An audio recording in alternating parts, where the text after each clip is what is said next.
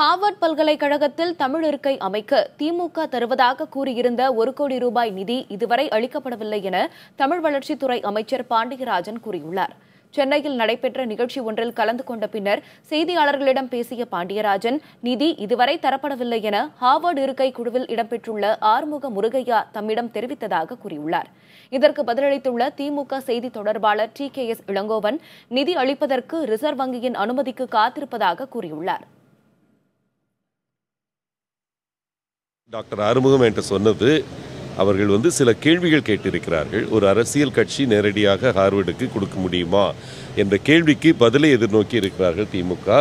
ஆனால் அதுக்கு முன்னாலே அந்த டிஜிட்டலில் ஒரு கொடி கொடுத்ததாக ஊடகங்களில் செய்தி வந்தது. நானும் பார்த்தேன், நானும் வரவேற்றிருக்கிறேன். அது நல்ல கெஸ்டர்னு நான் நினைக்கிறேன். அவங்க வெகு விரைவில் அதை கொடுத்துட்டாங்கன்னா சந்தோஷப்படுவேன். என்னை பொறுத்த வரைக்கும் இந்த நிமிஷம் வரைக்கும் எந்த பணமும் கொடுக்கல, நிதி வரல, அவங்க நிதி கொடுக்கல. தமிழ்நாடு அரசு கொடுத்த பணமாக இருந்தாலும் கூட ரிசர்வ் வங்கியின் அனுமதி பெற்றுத்தான் வழங்க வேண்டும்.